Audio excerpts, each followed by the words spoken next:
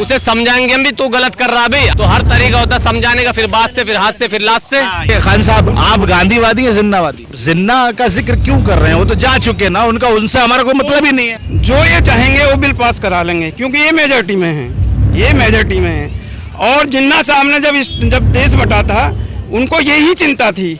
अब इनकी दया दृष्टि पर हम अगर जीना है तो हमें इनकी दया दृष्टि पर ही जीना है। इसका जो अमल होगा, एग्जीक्यूशन होगा इस बिल का या एक्ट का, वो पीछे से लागू नहीं होगा, रेट्रोस्पेक्टिव नहीं होगा, प्रोस्पेक्टिव होगा। इनको पहले ये मालूम करना पड़ेगा वक्फुल औलाद, वक्फुल अल्लाह और वक्फ बाय यूजर। लोकसभा और राज्यसभा दोनों में वक्फ संशोधन बिल पास हो चुका है, राष्ट्रपति के सिग्नेचर के लिए। आप कैसे देखते हैं इस बिल को? आपका क्या नजरिया? देखिए, हर लोग, पूरा हिंदुस्तान इसमें दो हिस्सों में बटा हुआ है। एक उसकी हिमायत कर रहे हैं, एक मुखालफत कर रहे हैं। मुसलमानों का साथ सबका ऑब्वियसली है कि वो एक मुखालफत में है, और जो बीजेपी और उनके हिमायती हैं या इत्तेहादी हैं, वो उसकी हिमायत तभी तो पास हुआ दोनों राज्यसभा और लोकसभा से। हमारा ये कहना है कि 95 की जो बिल है उसमें जो कमियां थी उसको सुधारनी चाहिए थी। पूरे एक में तरमीम उम्मीद नहीं लेके आनी चाहिए थी। उन्होंने नया नाम रखा है उम्मीद, और उससे ये घबराहट मुसलमानों में ये थी कि वही वक्फ कर सकता है, वाकिफ वही हो सकता है जो 5 साल तक प्रैक्टिसिंग मुस्लिम हो। वाकिफ का मतलब पहले मैं आपको बता देता हूँ। वाकिफ वो होता है जो अपनी प्रॉपर्टी को दान करता है, वक्फ करता है, वो वाकिफ कहलाता है। जी ठीक है ना? मैं हाँ, बिल्कुल सही है आप। जो वाकिफ है वो 3 तरह के वक्फ है हिंदुस्तान में और दुनिया में। एक है वक्फुल अल्लाह, जो हम अल्लाह की राह में वक्फ कर दिए, वो वापस नहीं होते। एक है वक्फुल औलाद, अपने औलाद के लिए हमने वक्फ किया ताकि क़यामत तक हमारे औलाद उससे फैज़याब होते रहेंगे। और जो सबसे बड़ा ख़तरा है वो है वक्फ बाय यूज़र, इस्तेमाल शुदा वक्फ। वो वक्फ में दर्ज नहीं है या वक्फ पे किसी रजिस्टर में दर्ज नहीं है, और हमें उसे मस्जिद, कब्रिस्तान, खानका, ईदगाह, इमाम बाड़ा, तकिया, जो भी हमारे मजहबी मकामात है, उसका इस्तेमाल ले रहे हैं। तो एक खुशखबरी ये भी है कि हुकूमत ने उस तरमीम को मान लिया है कि इसका जो अमल होगा, एग्जीक्यूशन होगा इस बिल का या एक्ट का, वो पीछे से लागू नहीं होगा, रेट्रोस्पेक्टिव नहीं होगा, प्रोस्पेक्टिव होगा। आज के दिन से ऐसा लागू होगा। ऐसा नहीं होगा कि पीछे के रिकॉर्ड दिखलाइए और ये बताइए कि आप इस्तेमाल शुदा थे तो इस्तेमाल कर रहे थे, तो इसके कागजात आपने वक्फ बोर्ड में क्यों नहीं जमा किया। ये नहीं होगा, ये खुशी है। लेकिन जो सबसे बड़ा खतरा है वो ये है कि 5 साल तक वो मुसलमान हो और इस बात का सबूत दे कि वो प्रैक्टिसिंग मुस्लिम है। तो आपको एक एग्जाम्पल दे दूँ, हरियाणा और पंजाब में या तमिलनाडु या कुछ अदर जहाँ मुसलमानों की आबादी कम है, या वो 47 के बाद पाकिस्तान चले गए या बांग्लादेश चले गए, वहाँ पे उनकी मस्जिद कब्रिस्तान नहीं है, तो हिंदू भी दे देते हैं, उनको वक्फ कर देते हैं कि आप यहाँ इतनी जमीन ले लें या यहाँ पे आप ये कब्रिस्तान इसका इस्तेमाल कर लें। अब वो नहीं होगा। अब वो हिंदू या सिख या क्रिश्चियन या बुद्धिस्ट या जैन या पारसी को पहले इस्लाम में दाखिल होना पड़ेगा, 5 साल तक इस्लाम को मानना पड़ेगा, 5 साल के बाद वो वाकिफ बनने का काबिल होगा। यानी आप ये कह रहे हैं कि जो नॉन मुस्लिम अपनी प्रॉपर्टी को वक्फ करते हैं वहां पे दिक्कत आएगी, वरना प्रैक्टिसिंग मुस्लिम का मायना क्या है, थोड़ा ये समझे। हाँ, ये हुकूमत पूरी तरह से इसमें कंफ्यूज है। वो जानबूझ के इस क्लॉज को लगाएगी कि 5 साल तक वो प्रैक्टिसिंग मुस्लिम हो तो ये सर्टिफिकेट दे कौन कि मैं प्रैक्टिसिंग मुस्लिम हूँ कि नहीं हूँ। ऐसे मैं मुसलमान हूँ, मैं प्रैक्टिसिंग मुस्लिम हूँ, लेकिन अगर हुकूमत किसी ने डिस्प्यूट पैदा कर दिया कि जो ये वाकिफ था जिसने वक्फ किया वो उस वक्त मुसलमान नहीं था, प्रैक्टिसिंग मुस्लिम नहीं था, तो वक्फ नहीं होगा। ये कंफ्यूजन है। प्रैक्टिसिंग का मतलब यही तो कि नमाज पढ़ रहा है, रोजा रख रहा है, दे कौन इसका सबूत, इसको दे कौन। मजहब जो है वो हमारा निजी मामला है, हम हुकूमत इसमें दखलंदाजी नहीं करनी चाहिए।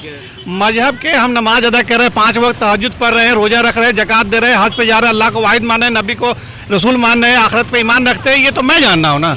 इसका आप मुझे सर्टिफिकेट कैसे देंगे आप मुझे? ठीक है, और भी कुछ लोग हैं। आपका नाम क्या है? मेरा नाम हबीब खान है। हबीब साहब, आप क्या सोचते हैं?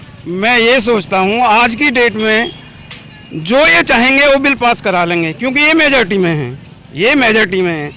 और जिन्ना साहब ने जब देश बटा था, उनको यही चिंता थी। वो चाहते थे कि वोटिंग वैल्यू, लोकसभा का वोटिंग वैल्यू बराबर होना चाहिए, चाहे वो मुस्लिम कम भी हैं लेकिन उनकी वैल्यू जो है गैर मुस्लिम है उनके बराबर हो, जिससे कि कोई प्रॉब्लम हो तो हम बराबर का लड़ सकें, क्योंकि आज की डेट में ये मेजॉरिटी में है। अब जिन्ना का जिक्र क्यों कर रहे हैं? वो तो जा चुके ना, उनका उनसे हमारा कोई मतलब ही नहीं है। उनकी सोच आज ये सोच की बात कर रहे हैं। उनकी सोच आज ये होती, अगर आज ये चीज़ मानी जाती तो प्रॉब्लम नहीं आती, क्योंकि जब हम बराबर की वोटिंग होती तो कोई प्रॉब्लम ही नहीं होती। आज तो हम बिल्कुल नगण्य हैं, बिल्कुल बहुत ही कम तादाद में हैं। इसलिए ये चाहें जो भी चाहेंगे, ये तो बिल है, ये और भी कुछ चाहेंगे वो भी पास करा लेंगे। आपने जिन्ना का जिक्र करके कुछ सवाल खड़े कर दिए। बिल्कुल सवाल है। देखिए खान साहब, आप गांधीवादी हैं जिन्नावादी? बिल्कुल मैं गांधीवादी हूँ। लेकिन अच्छा ये बताइए, इस बिल के संशोधन में जो संशोधन जो किया है, जो नया अब लागू किया है, उससे दिक्कत क्या है मुसलमानों? कोई जरूरत ही नहीं थी इसकी, कोई जरूरत नहीं थी। जैसे चला रहा था, जो इनके जो हिंदुओं के इदारे हैं उनमें हम कहाँ इंटरफेयर करते हैं। दुनिया भर के मंदिर हैं, राम ट्रस्ट है, ये ट्रस्ट है, और सैकड़ों ट्रस्ट हैं, उसमें किसी मुस्लिम को लिया जाता है क्या? किसी नहीं लिया जाता ना। तो फिर इसको इसमें क्यों इंट्रोड्यूस कर रहे हैं? हिंदुओं को क्यों इंट्रोड्यूस कर रहे हैं वक्फ में? ये सरासर गलत है। अब तो ये इनकी मर्जी है, जो कुछ चाहें। अब इनकी दया दृष्टि पर हम अगर जीना है तो हमें इनकी दया दृष्टि पर ही जीना है। नहीं, ये ऐसा नहीं है। इस तरह की बातें जो है डेमोक्रेसी में नहीं चलेगी। मैं इनसे इत्तेफाक नहीं रखता। हुकूमत के मनसा बिल्कुल क्लियर है, उस पर 2-3 हमारी परेशानियां हैं जो आएगी। उनका कहना है कि जो हमारा हिंदुस्तान का लिमिटेशन एक्ट है, किसी मामले को उठाने के लिए एक वक्त होता है, 3 साल के अंदर सिविल सूट आप फाइल कर सकते हैं अदालत में। वक्फ इससे अलग था। वक्फ जब भी पेपर मिल जाता था वो हुकूमत के पास अदालत में जाती, ट्रिब्यूनल में जाती थी और अपना दावा पेश करती थी। अब इन्होंने 12 साल का कैप लगा रहे हैं कि 12 साल के अंदर ही अगर वाकिफ ये साबित कर दे कि ये वक्फ की ज़मीन है तो ही तो माना जाएगा। उसके बाद अगर दावा अदालत में, ट्रिब्यूनल में, हाई कोर्ट में, सुप्रीम कोर्ट जाते हैं तो वो नहीं मानने होगा, लिमिटेशन एक लग जाएगा। देखिए, जो हमारे मुस्लिम भाइयों को ये परेशानी है कि ये वक्त पे पूरा काबिज हो जाएंगे, अपने दोस्तों को, अडानी और अंबानी को जमीन दे देंगे। मैं उसी सवाल पे आ रहा था। अंसारी साहब आपने बात पूरी 2013 में कांग्रेस ने इस काम को कर चुकी है। 2013 में अमेंडमेंट जो लाया गया था वक्त में, वो उसमें बना दिया गया था। एक कंपनी बनाई गई थी, लिमिटेड कंपनी, सेंट्रल वक्फ काउंसिल के जेर अधीन, मतलब उसके अधीन काम करती है। हिंदुस्तान में हजारों वक्फ की प्रॉपर्टी पे मार्केट बना दिए गए हैं, उसका लीज कर दिया गया। उसमें यह कैद नहीं है कि मुसलमानों को दिया जाएगा, उसमें यह कैद है कि हिंदुस्तान के शहरी को कोई भी ले सकता है। अच्छा। पहले तो ये समझ लीजिए। और ये बात बिल्कुल जेहन में साफ कर ले कि 2013 से ये हुकूमत कर रही है। 2013 से उसको बीजेपी नहीं लाई है। मैं बीजेपी का सपोर्टर नहीं हूँ, मैं किसी का नहीं हूँ। मैं एक सही फैक्ट रख रहा हूँ। 2013 में हुकूमत बना चुकी है, जिस पर ये लैंड को लेती है लीज पे 30 साल के लिए।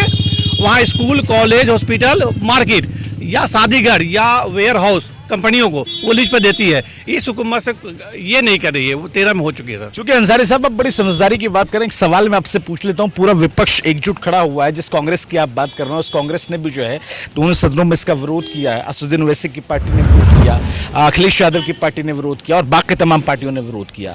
तो विरोध के बाद में कई नेताओं का ये भी बयान आया कि हम सड़कों पर आंदोलन करेंगे।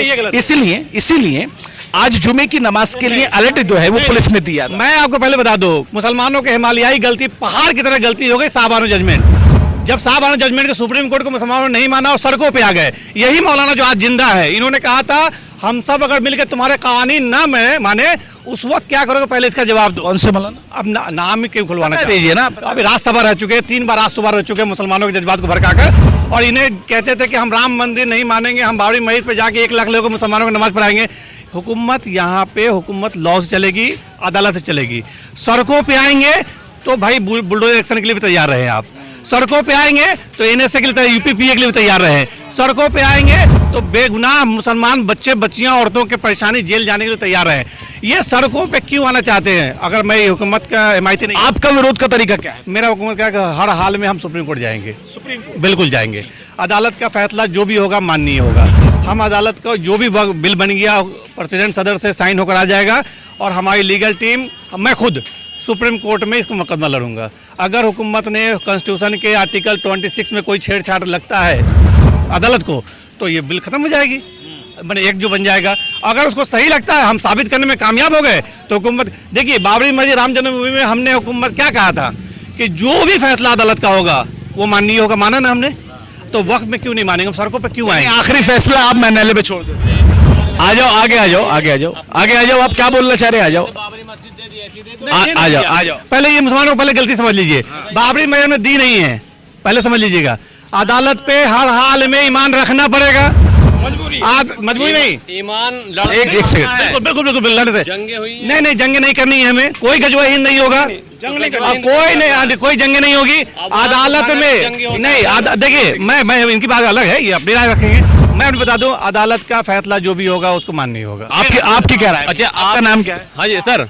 नहीं आपका नाम क्या बताइए? आपसे आप सपोर्ट कर रहे हैं ना। अरे आप अपना नाम। मेरा नाम हाफिज आमिर है। हाफिज साहब, आप क्या चाह रहे हैं? मतलब क्या देख हम ये चाह रहे हैं, कोई भी जमीन मेरे बाप दादा की है, उस पर पड़ोसी का क्या हक स्टेप है कि भी मुझे यहाँ मकान चाहिए ही चाहिए? बताइए आप मुझे।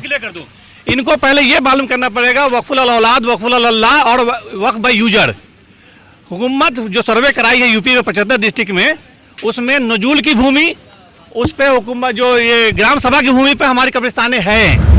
पहले समझिएगा। क्या कहना चाहते हैं आप? मैं ये कहना चाहता हूँ, जो हुआ है सही पास हुआ नहीं है? बिल्कुल नहीं है वो वो। फिर उसकी मुखालफत करें ना आप। कैसे बताएं कि कैसे? ये खिलाफ हुआ है। कैसे? उनका आमिर साहब उनका कहना है कि मैं एक सेकंड मैं बता रहा हूँ। उनका कहना है कि मैं मुखालफत कर रहा हूँ, लेकिन मैं देश के न्यायालय पे, देश की प्रक्रिया पे मैं विश्वास रखता हूँ। आप मेरी बात सुने, मुखालफत बाबरी मस्जिद के लिए भी की थी कि भी हमारी जमीन है, सबूत भी हमारे पक्ष में थे, फिर हमें क्या मिला आप बताइए। नहीं तो आप क्या चाहते हैं? हुकूमत को नहीं मानते, ये अदालत को नहीं मानते? मानते हैं, माना तो है, माना तो है, बस तो फिर ऐसे ही मानते रहे। देखिए, आप कौन सी पार्टी से हैं?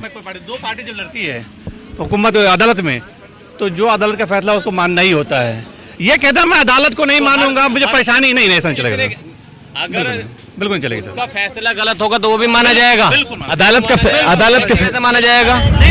ऐसे कैसे माना जाएगा? उसे समझाएंगे हम भी, तू गलत कर रहा भाई। अगर बाप भी गलत है तो बेटा बताएगा कि तुमने ही गलत करा है, तो फिर समझाएंगे ना। वही तो कह रहा हूं, समझाने का। तो हर तरीका होता है समझाने का, फिर बात से, फिर हाथ से, फिर लाश से। Yes, this is the mindset of Jinnah. Jinnah. जो इन्होंने समझा, ये जिन्ना की पॉलिसी है हिंदुस्तान में। जिन्ना दिमागों में जान भरा हुआ है। चाहते हो? वो कह रहे हैं कि नहीं, अदालत। चलिए खैर, ये ठीक है, जिन्ना सोच है। हाँ। जिन्ना की सोच है। चलिए ठीक है, एक मिनट जी बताइए। भाई चिंता ये नहीं है कि मेरी बात सुनो भाई, चिंता ये नहीं है कि हमारे देश में धर्म का धंधा हो रहा है। चिंता तो ये है कि पढ़ा लिखा भी अंधा हो रहा है। मानोगे ना ये बात? ठीक है भाई, ठीक है जा रहे भाई, ठीक है। यहाँ पे थोड़ा सा माहौल जो है वो गर्म हुआ। बहरहाल सब कुछ ठीक हुआ, लेकिन दो चार चीजें ऐसी हुई जो जिसमें लोग जो है अपनी अपनी राय रख रहे हैं और दो लोगों की राय नहीं मिल रही। कुछ लोग नाराज हैं और कुछ लोग कह रहे हैं कि जो भी अदालत का फैसला होगा, सुप्रीम कोर्ट जाएंगे इस बिल को लेकर, तमाम चीजें सही तरीके से करते रहेंगे। पुलिस का अलर्ट था तमाम मस्जिदों को और जुमे की नमाज को लेकर। जुमे की नमाज जो है वो अदा की जा चुकी है।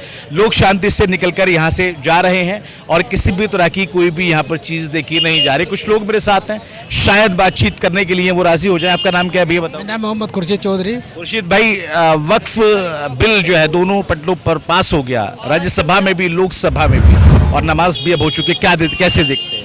देखो, ये लोकसभा का ये जो भी बिल हुआ है, ये हमारी मस्जिदों में से कभी ऐसा कोई संदेश नहीं निकला जो रोड पे जाएं, किसी के खिलाफ जाएं। कभी आप इतिहास उठा के देख लीजिए, किसी भी मस्जिद पे से कोई ऐसा निकला आज तक? मस्जिदों पे जाके रोड पे जाम करा, कुछ नहीं करेंगे। यानी आप ये कह रहे हैं कि जो लोग ये कह रहे हैं कि सड़कों पे उतरेंगे वो गलत है? वो गलत है। जो भी है, जो लोग कह रहे हैं वो गलत है। रोड पे कभी कोई हंगामा नहीं करना चाहिए, शांति से रहना चाहिए। ये सरकार को मानना है। विपक्ष बैठा आवाज़ उठाने के लिए, हमारे आवाज़ उठाने से कुछ नहीं होगा। और कुछ लोग हैं भैया, आप बोलेंगे कुछ? आपका क्या नाम है बताइए? मैक्स नाम है मेरा। मैक्स, आप मुस्लिम हैं? हाँ जी, हाँ जी। नमाज पढ़ के निकले हैं अभी? हाँ, नमाज मतलब अभी पढ़ने आया हूँ, पढ़ी नहीं है नमाज। दूसरी नमाज में पढ़ेंगे। थोड़ा इधर साइड में आ जाइए प्लीज। देखिए थोड़ा सा साइड में आ जाइए, कुछ लोगों के रिएक्शन में लेने की कोशिश कर रहा हूँ। मैक्स साहब, वक्फ संशोधन बिल राज्यसभा लोकसभा दोनों में पास हो चुका है, राष्ट्रपति के सिग्नेचर के लिए गया है। आप कैसे इसको देखते हैं? और जो लोग ये कह रहे हैं, आइए थोड़ा, जो लोग ये कह रहे हैं कि भी सड़कों पे हमको प्रदर्शन करना है, हम आंदोलन करेंगे, उनके लिए आप क्या कहेंगे? देखिए, सबसे पहले तो मैं कहूँगा कि गवर्नमेंट कभी भी कोई भी काम करती है वो बेहतर ही होता है। बात रही वक्फ बोर्ड की, तो वक्फ बोर्ड में क्या मतलब उसकी वक्फ बोर्ड की जो भी बिल है उसकी इतनी जानकारी नहीं है, लेकिन यही है कि जो भी गवर्नमेंट कर रही है, देखो गवर्नमेंट हमेशा जो आम जनता होती है वो हम बेहतर ही करती है। मतलब गवर्नमेंट जो भी करेगी वो बेहतर ही करेगी, बट वक्फ बोर्ड का है उसमें इतनी मतलब जो पुरानी चीज़ें है ना, उनमें जितना हो सके इम्प्रूवमेंट करना चाहिए, वो बेहतर है। और कहीं ना कहीं बदलाव होना चाहिए, क्योंकि जो भी अभी चीज़ें होती हैं, देखो प्रोटेस्ट कौन करता है जिसको जानकारी नहीं है? अगर जानकारी मतलब प्रोटेस्ट आप करो, लेकिन उसके बारे में आपको जानकारी होनी चाहिए, आम जनता को जानकारी होनी चाहिए। गवर्नमेंट की भी मतलब हम लोगों की भी रिक्वेस्ट है कि गवर्नमेंट को अवेयरनेस करनी चाहिए जो लोगों के पास जानकारी नहीं, जो भी इलीगल प्रोटेस्ट कर रहे हैं। बट प्रोटेस्ट यही है कि प्रोटेस्ट करो, लेकिन उसके बारे में जानकारी होनी चाहिए। हमेशा भीड़ के पीछे मत आप भागिएगा, है ना? ये बड़ा मैसेज है आपका। हाँ, मेरा ये है कि भीड़ के पीछे ना, मतलब अब आप प्रोटेस्ट कर रहे हो तो उसके बारे में आप जानकारी हो। अगर आपसे कोई सवाल कर रहा है तो जवाब आपके पास होना चाहिए।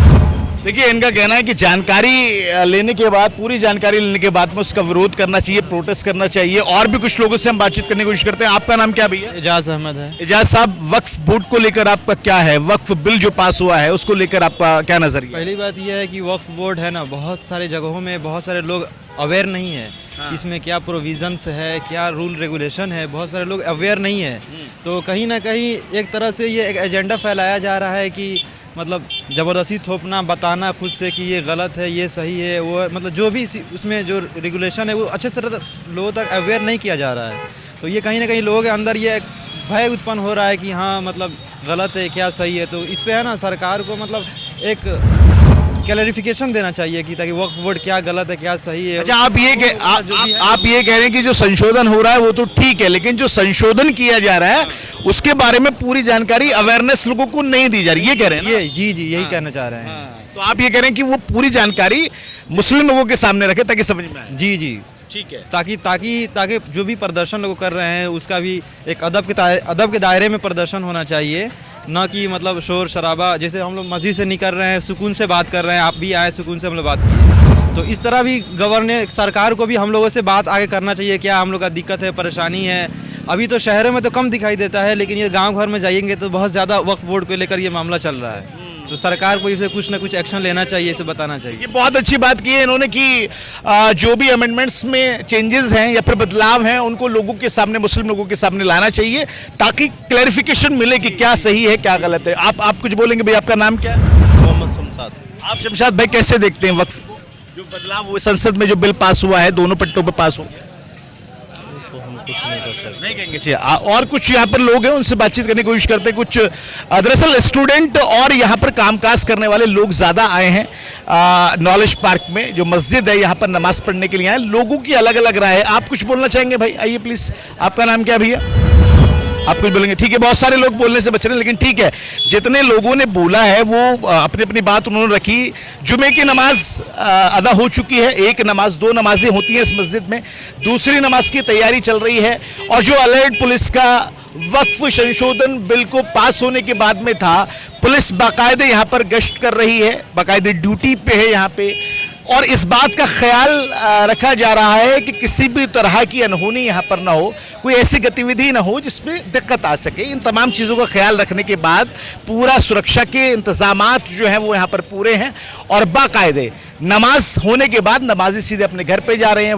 विरोध प्रदर्शन, नारेबाजी, काली पट्टी यहाँ पर देखने को नहीं मिली है। यानी ग्रेटर नोएडा के नॉलेज पार्क में बड़े ही सुकून के साथ में नमाज अदा की गई, लोगों ने अपनी बात भी रखी। और इस नमाज के बाद में एक और नमाज होनी है, उसकी भी उसके बाद में भी लोगों से रिएक्शन लेने की कोशिश करेंगे, लेकिन फिलहाल सब कुछ सही चल रहा है। ग्रेटर नोएडा के नॉलेज पार्क से कैमरा पर्सन प्रिंस यादव के साथ नाव नोएडा के लिए मैं अफी हिंदुस्तानी।